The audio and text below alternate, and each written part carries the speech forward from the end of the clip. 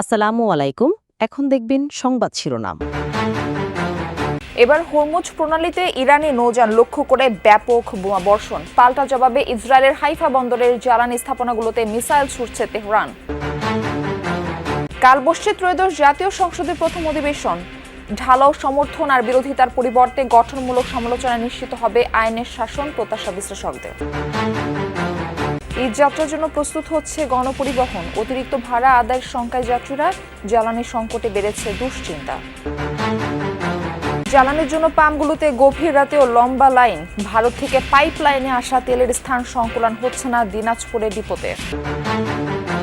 চট্টগ্রামে ব্যবসায়ীর বাসায় প্রকাশ্যে গুলির ঘটনায় শীর্ষ সন্ত্রাসী বড় সাজ্জাদের সহযোগী ইমন সহ ৩ জন গ্রেফতার।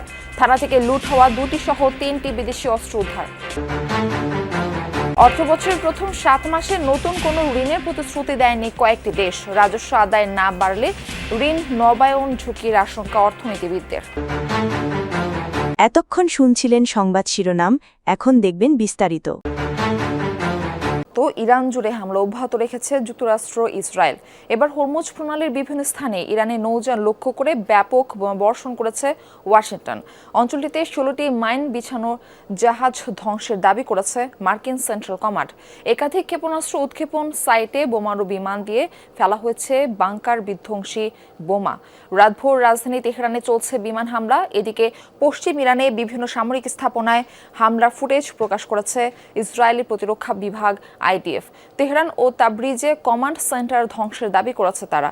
হামলার খবর পাওয়া গেছে কেরমান শহরের একটি এয়ারপোর্টেও। যুদ্ধ শুরুর পর ইরানের 10,000-এর বেশি বেসামরিক স্থাপনায় হামলা চালিয়েছে যুক্তরাষ্ট্র, ইসরায়েল। এ পর্যন্ত প্রাণ গেছে 1300-র বেশি মানুষের। আবারও ইরানের হামলার টার্গেট হয়েছে ইসরায়েলের হাইফা বন্দর। অঞ্চলটি তেল ও গ্যাস শোধনাগার এবং জ্বালানি ট্যাঙ্ক লক্ষ্য করে মুহুর্মুহু মিসাইল ছুড়েছে তেহরান। আক্রান্ত হয়েছে তেল আবিব, জেরুজালেম সহ আরও কয়েকটি শহর।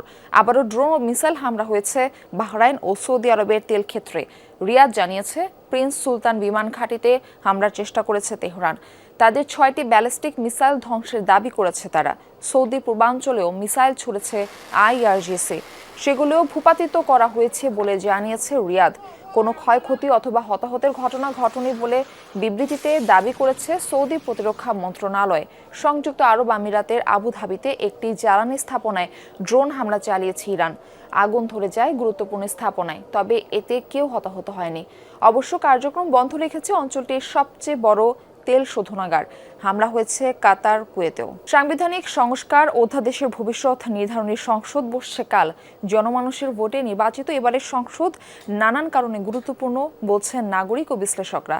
ঢালাওভাবে সমর্থন বা বিরোধিতার বদলে গঠনমূলক সমালোচনা করবেন এমপিরা। আইনের শাসন, দ্রব্যমূল্য নিয়ন্ত্রণ ও নিরাপত্তা সহ জনগণের প্রত্যাশা পূরণে কাজ করবে এবারের সংসদ, এমন প্রত্যাশা তাদের। বহু বছর পর এবার প্রত্যক্ষ ভোটে জনপ্রতিনিধি নির্বাচিত করেছে জনগণ।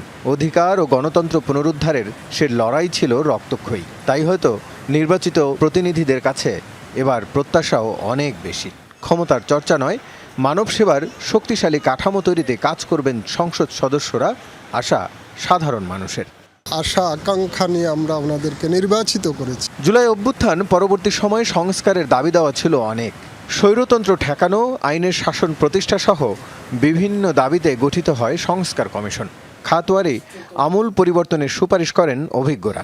সেসব সুপারিশ তথা সংস্কার প্রস্তাবের ভবিষ্যৎ নির্ধারিত হবে বর্তমান সংসদের হাত ধরে। ফলে নতুন সংসদের গুরুত্ব অনেক বেশি। ঈদ উল ফিতর সামনে রেখে প্রস্তুত হচ্ছে গণপরিবহন। বাস, ট্রেন, লঞ্চে চলছে শেষ মুহূর্তে প্রস্তুতি। ব্যবসার পাশাপাশি যাত্রী সেবা নিশ্চিত করার কথা বলছেন পরিবহন সংশ্লিষ্টরা। যদিও ঈদের সময় অতিরিক্ত ভাড়া আদায়ের আশঙ্কা রয়েছে যাত্রীদের।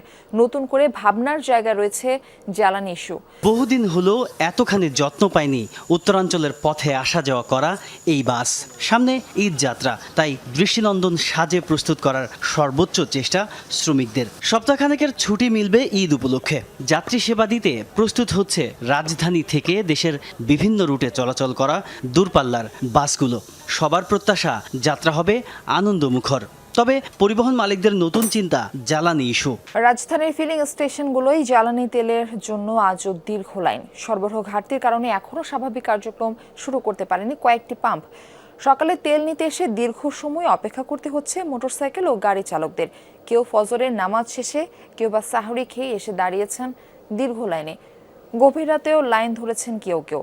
পাম্পের কর্মীরা বলছেন কিছুটা স্বাভাবিক হতে শুরু করেছে তেলের মজুদ, তবে সরকার নির্ধারিত পরিমাণ মতোই সরবরাহ করা হচ্ছে জ্বালানি তেল। চালকরা বলছেন ভোগান্তি নিরসনে সরকারকে কার্যকর উদ্যোগ নিতে হবে।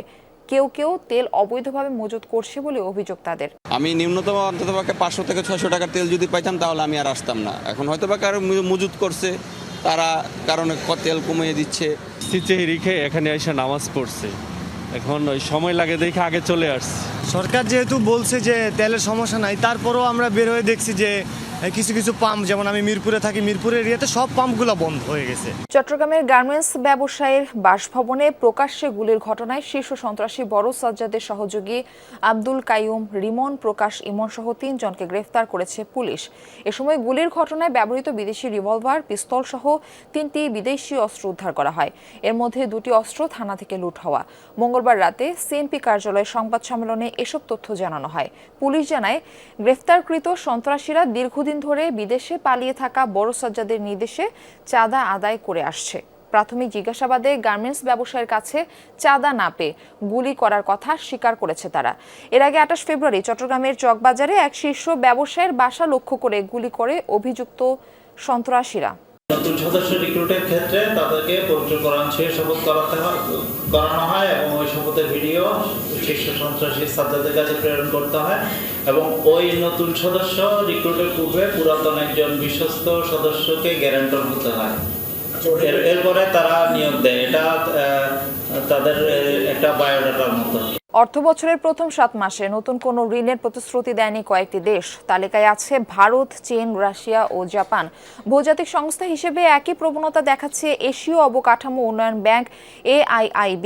তবে আগের নেয়া ঋণের অর্থছাড় চলছে। অর্থনীতিবিদরা এই প্রবণতাকে নেতিবাচক না বললেও ঋণের ব্যাপারে সতর্ক হতে বলেছেন নতুন সরকারকে। আশঙ্কা রাজস্ব আদায় না বাড়লে ঋণ নবায়নে ঝুঁকি বাড়বে। উন্নয়ন প্রকল্পের জন্য বিদেশি ঋণ নেওয়া বাংলাদেশের দীর্ঘদিনের রেওয়াজ। গত 1.5 দশকে এই প্রবণতা ছিল সবচেয়ে বেশি। এ সময় অসংখ্য ছোট বড় অবকাঠামো তৈরি হয়েছে, তার সাথে পাল্লা দিয়ে বেড়েছে বিদেশি ঋণ। 2009 থেকে 2024 এই 15 বছর ধার করার প্রবণতা বাড়ে প্রায় 4 গুণ। সেসব প্রকল্পের অনেক কাজ শেষ না হলেও এখন ঘনিয়ে আসছে বিদেশি ঋণের কিস্তি পরিশোধের চাপ। অর্থনীতি সম্পর্ক বিভাগ ERD সবশেষ প্রতিবেদন বলছে চলতি অর্থবছরের প্রথম 7 মাসে ঋণ ও অনুদান এসেছে $264 কোটি। একই সময়ে কিস্তি দিতে হয়েছে $267 কোটি বেশি। এর মধ্যে সুদ প্রায় $89 কোটি। তার মানে দেশের মোট রপ্তানি আয়ের প্রায় 16% এখন বিদেশি ঋণের কিস্তি পরিশোধে খরচ হচ্ছে। প্রকল্পগুলো সঠিক সময়ে বাস্তবায়ন করতে পারেনি বলে কোনো রিটার্ন আসেনি। আমার দেশ এগিয়েছে, অনেক প্রকল্প আমরা করেছি, কিন্তু আমার রাজস্ব আহরণ বাড়ছে না। তার মানে আমার ঋণ ফেরত দেওয়ার ক্যাপাসিটি সরকারের বাড়েনি। সুতরাং যে ফিজিবিলিটি স্টাডিগুলো হয়েছে সেটার মধ্যে কোনো গলদ আছে কিনা।